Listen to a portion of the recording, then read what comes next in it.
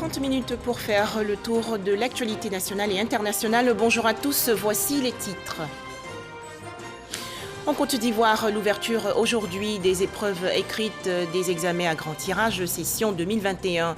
Plus de 500 000 candidats à l'assaut ce matin du certificat d'études primaires et élémentaires, le CP et de l'entrée en 6e. Les populations du monde entier sensibilisées aujourd'hui à une meilleure gestion des océans et de leurs ressources. C'est la journée mondiale des océans en Côte d'Ivoire. La déclaration du gouvernement est lue par le ministre de l'Environnement et du Développement durable, Jean-Luc Assis. Enfin, en Israël, le vote de confiance pour un nouveau gouvernement sans le Premier ministre Benjamin Netanyahou fixé au 13 juin prochain. Ouverture aujourd'hui à Abidjan du premier sommet mondial virtuel sur le caoutchouc, réunion sous le haut patronage du Premier ministre Patrick Hachi. Thème retenu, affronter l'avenir, durabilité et croissance pour la nouvelle normalité. Pour le chef du gouvernement ivoirien, la Côte d'Ivoire va révolutionner son économie du caoutchouc et lui donner toutes ses lettres de noblesse. Premier sommet mondial virtuel sur le caoutchouc ouvert aujourd'hui à Abidjan. Écoutons le Premier ministre ivoirien Patrick Hachi. L'enjeu pour l'avenir est limpide. Il ne nous est en effet plus possible de rester encore longtemps dans ce statut d'éternel producteur de base, où nous prenons la plus grande part de la pénibilité et si peu de la valeur globale produite par nos richesses agricoles. Il nous faut donc agir sur deux fronts. D'une part, transformer localement toujours plus pour conserver pour les Ivoiriens et les producteurs locaux la valeur ajoutée la plus grande. D'autre part, améliorer toujours davantage l'intégration de nos produits dans les circuits internationaux de distribution en travaillant à la conquête des marchés et au positionnement durable de nos filières, à la valeur de leurs marques et, in fine, à leur pricing power. Mesdames et messieurs, l'EVA est extrêmement représentatif de cette réalité d'une croissance soutenue. Nous sommes le premier producteur d'Afrique avec près de 1 million de tonnes en 2020, soit 80% de la production du continent et le 4e au monde. Une progression de 3 places en 3 ans, mais aussi de la force d'une ambition nationale. Celle qui veut transformer nos filières agricoles, développer l'industrie locale de la transformation, travailler à des cultures plus durables, ce que permet la culture particulière de l'EVA en tant que culture intercalaire, et gagner, au final, le combat économique et humain d'une valeur ajoutée d'une filière qui possède un chiffre d'affaires annuel de près de 350 milliards de dollars au niveau mondial et dont la Côte d'Ivoire ne capte que 0,5%, alors même qu'elle assure près de 7,5% de la production mondiale, c'est-à-dire un ratio de 1 à 15. Dans l'actualité nationale, cette activité du ministre d'État, ministre de l'Agriculture et du Développement rural, Kobenan Kwasi Adjoumani, a visité le site prévu pour la construction d'une usine de cacao à Anyama, dans la région sud du pays. Le point, Régis Kofi. C'est sur ce site de 21 hectares que plusieurs bâtiments sortiront de terre. Ces bâtiments vont servir à transformer le cacao, stocker les fèves et former au métier du chocolat. Ce lundi, le ministre de l'Agriculture et du Développement rural a effectué une visite sur l'espace situé au PK24 à Anyama. Constat, les travaux ont démarré par le terrassement et la construction de la clôture. Dans ces usines que nous sommes en train de construire, c'est la première transformation. Nous ferons du beurre, nous ferons des tourteaux et nous faisons de la liqueur. Mais le bâtiment que nous allons faire ici, c'est un bâtiment qui va abriter dans un premier temps une usine de 50 000 tonnes, capacité de broyage. Nous allons passer dans un deuxième temps à 100 000 tonnes sur le même site. La construction de 2 nouvelles usines de transformation du cacao à Abidjan et à San Pedro vise à augmenter la part de valeur ajoutée du pays dans la filière cacaoyère, d'où la satisfaction du ministre Kobenan Kwasi Adjoumani. Vous savez, le président de la République suit au quotidien tous ces projets. Et chaque jour que Dieu fait, Ils nous posent des questions pour savoir à quel niveau nous sommes en ce qui concerne les réalisations. Aujourd'hui, nous avons fait le déplacement, le DG et moi-même, pour nous enquérir des réalités du terrain. Vous savez, avant d'installer des usines, il faut d'abord aménager l'espace. Cela a été fait. Maintenant, on est en train de conforter cela à travers donc, la mise en place des plateformes qui presque sont également terminées. Et très bientôt, nous allons voir les bâtiments sortir.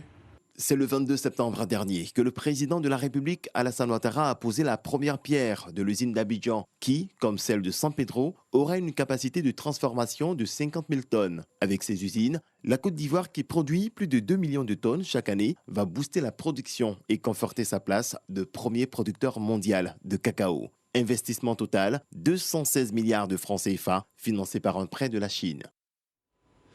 Toujours en Côte d'Ivoire, beaucoup de concentration ce matin chez les enfants du cours moyen 2. En effet, 562 519 candidats affrontent le certificat d'études primaires et élémentaires ainsi que l'entrée en 6e session 2021 sur toute l'étendue du territoire national.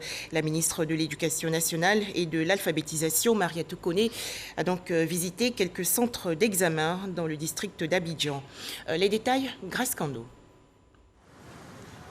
Groupe scolaire golf dans la commune de Cocody ce mardi. Devant la cour de cet établissement, des parents d'élèves. Je suis venu accompagner mon dernier qui présente l'entrée en 6e. Voilà, pour moi, c'est une manière de l'encourager pour qu'il sache que je suis avec lui de cœur. C'est un enfant qui est bien mais un peu distrait. Donc ce matin, il lui a donné les conseils d'usage. Il a dit vraiment, il faut te concentrer. Quand on amène les épreuves, il ne faut pas te jeter dessus. Il faut lire et puis il faut chercher à comprendre. Et puis posément, tu travailles. 562 519 candidats répartis dans 2368 centres frappent aux portes des lycées et collèges. La première épreuve de la journée démarre par l'exploitation des textes et le ton est donné par la ministre de l'Éducation nationale et de l'alphabétisation dans ce groupe scolaire. Pour les candidats, tout se déroule bien. Je trouve le sujet facile. C'est un sujet pour la pandémie, comment se confiner, comment se protéger pour ne pas attraper la maladie Covid-19. Je vais avoir mon entrée en 6e. J'ai étudié beaucoup sur la Covid. Après le groupe scolaire golf, cap est mis sur le groupe scolaire Meya Kwadio dans la commune de Makori. Ici aussi, la ministre Mariatou Koné est venue encourager candidats et encadreurs. Les épreuves sont faciles, donc je serai au collège l'année prochaine. Tout se déroule parfaitement bien. Aucun incident majeur. Les enfants sont très concentrés pour la première épreuve. En plus de l'exploitation des textes, les candidats vont composer dans 3 autres matières, éveil au milieu, orthographe et mathématiques. Pour ces premiers examens à grand tirage sous l'ère Mariatou Koné, l'accent est mis sur la lutte contre la tricherie. C'est la satisfaction parce que les enfants sont détendus. Ils ont tous compris le message de lutte contre la tricherie et nous leur avons donné des conseils. Travailler de façon saine, sur le mérite paye, sur le travail paye. Et si par extraordinaire il y avait des parents ou des enseignants ou des inspecteurs ou une tierce personne qui était tentée de les encourager à la tricherie, que ces enfants-là montrent qu'ils sont bien informés du danger de la tricherie et qu'ils dénoncent donc ces personnes. La proclamation des résultats du certificat d'études primaires et élémentaires est prévue pour le mardi 22 juin. Dans la région de Gbeke, dans le centre du pays, a noté 27 753 candidats au certificat d'études primaires et élémentaires, ainsi qu'à l'entrée en 6e session 2021. Ils sont répartis dans 106 centres de composition. Alors comment abordent-ils les différentes épreuves écrites? Pour en parler, Soro Corona de RTI Bouaké. École primaire publique de Broubou, lieu du lancement officiel des épreuves écrites du certificat d'études primaires et élémentaires CEP et le concours d'entrée en 6e session 2021 à la Drena Bouaké 1. Même décor, même lancement à l'EPP Plateau de Bouaké. Candidats, surveillants, forces de sécurité, autorités administratives et éducatives sont tous présents. Dans ce centre de la DRENA 2, une particularité à signaler. Ici, des malentendants composent. On a préparé ensemble avec le maître, il nous a donné un questionnaire, on a fait des exercices que j'ai révisés avant de venir. Nous avons des candidats en situation d'handicap qui aussi, pour la première fois, composent ici à Bouaké. Une victoire vient d'être remportée. C'est le fait de les faire composer sur place. Pour des examens crédibles, plusieurs dispositions sont prises afin d'étouffer toute velléité de fraude. Les consignes sont claires. Nous avons exhorté les enseignants de laisser les enfants fournir leurs efforts pour que le résultat qui sortira de ces examens soit le reflet de l'effort de tous ces enfants. Pas de présence de parents d'élèves dans les centres, pas de présence de vendeurs ou de vendeuses d'aliments dans les centres. Dans la région de Gbeke, ils sont 27 753 candidats qui cherchent à décrocher ce premier diplôme scolaire. Les épreuves qu'on nous a données, je les comprends. Exploitation des tests, orthographe, éveil au milieu et mathématiques sont les matières soumises aux 562 519 candidats sur l'ensemble du territoire national. Les résultats sont attendus dans 2 semaines. Je vous donne lecture à présent de ce communiqué de l'état-major général des armées. Dans la nuit du lundi 7 juin 2021, aux environs de 21h, la localité de Toubo, située dans la région du Bounkani, département de Téini et frontalière du Burkina Faso, a été attaquée par des individus armés. Le détachement des forces armées de Côte d'Ivoire prédéployé sur les lieux a immédiatement réagi et repoussé l'ennemi. Le bilan provisoire fait état d'un soldat ivoirien décédé des suites de ses blessures. Aucune victime civile n'est à déplorer. Les opérations militaires de ratissage se poursuivent sur le terrain avec l'arrivée de renforts dépêchés dans la zone. Le chef d'état-major général des armées présente ses condoléances à la famille du soldat décédé, tout en saluant la prompte réaction des hommes ainsi que leur courage et leur détermination. Fait à Abidjan le 8 juin 2021, signé le général de corps d'armée Lassina Doumbia, chef d'état-major général des armées. Bouaké, dans la région centre du pays, le premier président de la Cour d'appel et le procureur général officiellement installé il y a quelques jours. Le point dans ce reportage de Charles Tatou de RTI Bouaké. Palais de justice de Bouaké, ambiance fraternelle et conviviale. Ces images traduisent le début du déroulement d'un événement heureux. La cérémonie de joie ici, c'est l'installation du premier président et du procureur général de la Cour d'appel. Il s'agit de Kouili Désiré, précédemment procureur général de la dite Cour. Son remplaçant, Bernard Koné, venu du palais de justice de Yopougon. La grande famille judiciaire, les autorités locales, les responsables des forces de défense et de sécurité, les parents et amis, tous ont manifesté leur joie et leur soutien aux nouvelles autorités du palais de justice de Bouaké par leur présence massive. Les nouveaux promus, eux, promettent de continuer l'œuvre de leurs prédécesseurs. L'une des principales missions, c'est d'améliorer les rapports de la justice avec les justiciables. Nous devons être à l'attente des justiciables et ce droit doit être dit dans un délai raisonnable. Voilà. Parce que les justiciables ne doivent pas souffrir des longueurs interminables. Et mon rôle est de veiller à ce que la justice soit rendue en temps utile. Je mesure l'ampleur de la tâche et je tâcherai d'être à la hauteur. Le nouveau défi qui attend le premier président et le procureur général de la dite Cour est aussi la construction des nouveaux locaux de la Cour d'appel de Bouaké. Un autre communiqué dans cette édition en provenance cette fois du ministère de l'Intérieur et de la Sécurité. Il est lu par Serge Coléa. Communiqué du ministre de l'Intérieur et de la Sécurité. Après la diffusion de la vidéo fake news qui a suscité le 19 mai 2021 des violences contre les membres de la communauté nigérienne vivant en Côte d'Ivoire, 2 nouvelles vidéos ont été récemment mises en circulation sur les réseaux sociaux par des individus mal intentionnés.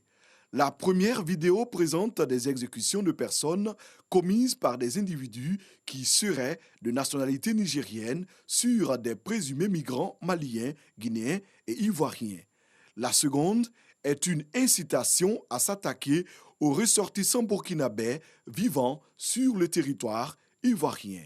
Ces vidéos, de même que celles à l'origine des événements du 19 mai dernier, véhiculent de fausses informations et images de nature à provoquer des conflits entre les Ivoiriens et les ressortissants des pays de la sous-région.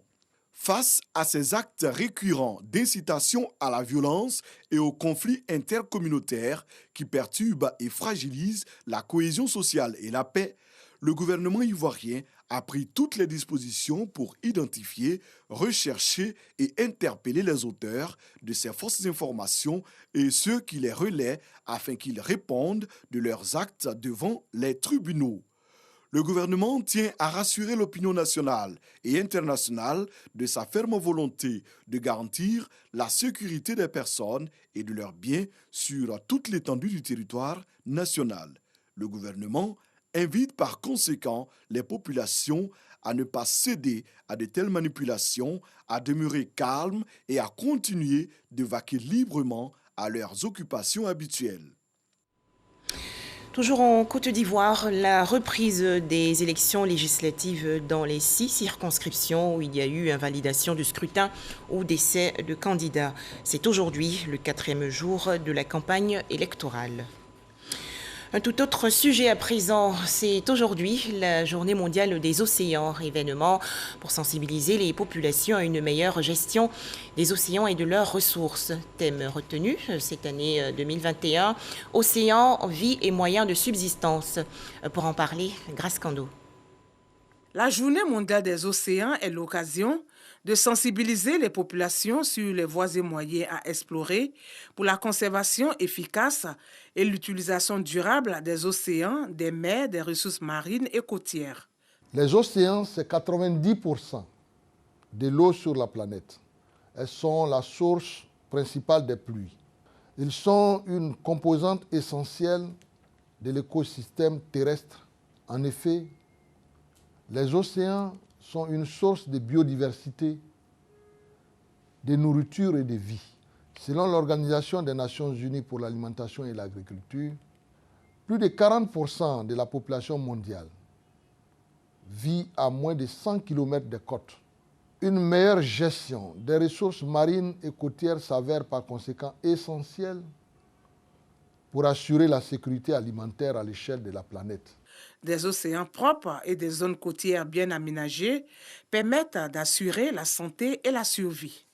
Notre vie dépend de notre océan et nous avons l'obligation de le protéger pour continuer de bénéficier de ces énormes ressources et services. C'est pourquoi soutenir toutes les initiatives qui visent à conserver notre océan et notre zone côtière nous aidera à atteindre l'objectif de développement durable. Sur la vie aquatique. Le ministre de l'Environnement et du Développement durable invite les populations à avoir des comportements éco-citoyens en vue de protéger et restaurer les océans pour les générations futures. Attention, le coronavirus toujours à l'affût, alors respectons les gestes barrières et faisons-nous vacciner.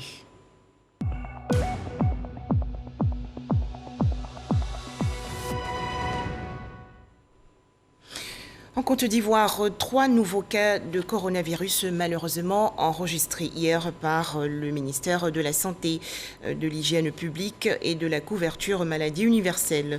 Le pays compte à présent 47 493 cas confirmés de coronavirus, 46 989 personnes guéries, 306 décès et 198 cas actifs.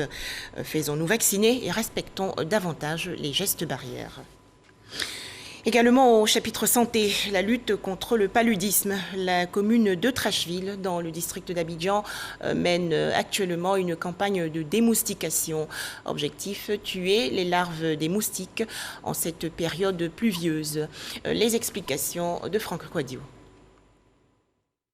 Trècheville, dôme du rond-point de la rue 12, les leaders communautaires de la commune et les enfants sont sensibilisés à un environnement familial ou communal sans eau stagnante. Les eaux stagnantes sont des lieux de prolifération du moustique dont la femelle, l'anophèle, est à la base de la survenue de maladies telles le paludisme, la fièvre jaune, entre autres. Une initiative du conseil municipal qui a sollicité le ministère de la Santé et de l'Hygiène publique pour une campagne de démoustication. Des quartiers comme le quartier Yobou-Lambert, c'est des lieux où il y a beaucoup de moustiques. Avec nos quartiers, les cours communes, très souvent, on laisse traîner beaucoup de choses qui sont des nids à moustiques. Et c'est la raison pour laquelle nous avons initié cette action-là. Cette campagne de démoustication mêle le didactique, échange et explication par exemple, celle relative à la cause de la résistance du moustique aux aérosols et moustiquaires imprégnés. Il s'agit de pulvériser tout le territoire communal grâce aux techniciens de l'Institut national d'hygiène publique. Essayer tant bien que mal de montrer à ces responsables communautaires-là le lien entre notre environnement immédiat, c'est-à-dire avec les gîtes larvaires et la prolifération de moustiques, pour les amener à un changement de comportement. L'initiative que le maire a prise pour la commune de Trècheville est très bonne. Nous, en tant que ses représentants dans les quartiers, nous allons aller faire le travail qu'il faut. Amener chaque personne dans les appartements à être responsable et à éradiquer le moustique même. Le conseil municipal de Trècheville multiplie les initiatives. En plus de la démoustication, ont déjà été lancées une séance de dépistage des maladies métaboliques en janvier, de la prostate et de la drépanocytose dans le mois de février 2021. Un tout autre sujet à présent, plus de 100 pages dans cette œuvre pour relater et expliquer les grandes réalisations 2011-2020 du gouvernement ivoirien sous le leadership du président de la République Alassane Ouattara. Le livre intitulé Alassane Ouattara aux portes de l'émergence a donc été présenté au grand public par son auteur, le ministre Sidi Tiemoko Touré. C'était le 29 mai dernier à l'université Alassane Ouattara de Bouaké, dans le centre du pays. Découvrons cet ouvrage avec Soro Corona de RTI Bouaké. Bonne gouvernance, coopération internationale, développement humain, création des recherches et d'emplois, performance au plan économique, promotion du genre, action sociale. Résumé du livre Alassane Ouattara aux portes de l'émergence, écrit par le ministre Sidi Touré. Cet ouvrage de 106 pages est la compilation du programme de gouvernement du président Alassane Ouattara sur la période 2011-2020. Paru à une semaine de la présidentielle de 2020, l'auteur continue les cérémonies de présentation et de dédicaces de l'œuvre. À l'université Alassane Ouattara, l'écrivain a donné les motivations de la rédaction de ce livre documentaire. Cet ouvrage, c'était par devoir, mais aussi pour inscrire dans la mémoire pour les générations à venir, mais surtout les générations actuelles, ce qui a été fait par un grand homme, qui est le président Alassane Ouattara. On apprécie pas à la hauteur qu'il faut ce qui a été réalisé, les prouesses qui ont été faites depuis 2011. Devant la famille universitaire et les autorités locales, Sidi Touré a démontré comment la Côte d'Ivoire s'est développée en si peu de temps. Remercier l'homme politique, le ministre Sidi Tiemoko Touré, a pris sur lui de pérenniser l'œuvre du président Alassane Ouattara. Les responsables politiques au niveau du gouvernement et les membres du gouvernement ne communiquaient pas assez autour des actions du président. Et je pense que pour corriger ce déficit-là, le ministre Sidi a eu le nez creux en faisant ce livre. Étudiants et enseignants saluent ce travail objectif et scientifique. C'est une œuvre qui nous permettra quand même de finir nos thèses et ça permettra de faciliter nos recherches. Donc aujourd'hui, voir une œuvre traçant son parcours, nous ne peut que nous laisser en joie et de savoir que désormais nous avons un outil de travail. Dans le livre Alassane Ouattara aux portes de l'émergence, Sidi Touré met en lumière le leadership du président Alassane Ouattara. L'auteur rend également hommage à feu le Premier ministre Amadou Gon Coulibaly, dont la coordination de l'action gouvernementale a abouti à ces résultats. Les femmes rurales de la région de la Maraoué, dans le centre-ouest du pays, réclament un meilleur encadrement et une formation efficiente, ce qui va d'ailleurs permettre à ces agricultrices de se réaliser socialement. Elles sont au micro de Eugène Atoubé. Derrière les cadeaux qu'elles reçoivent avec joie et bonheur, et touchées aussi par l'hommage et le geste de reconnaissance des hommes, les femmes ne perdent pas de vue leur combat pour une meilleure réalisation sociale.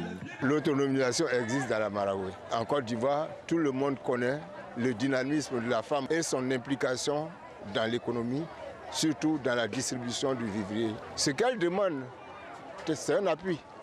Mais pour elles, il faut valoriser les acquis, aller toujours de l'avant et tirer le meilleur profit de leurs activités. Les femmes de Boisflé s'accordent pour dire qu'elles ont besoin d'être encadrées.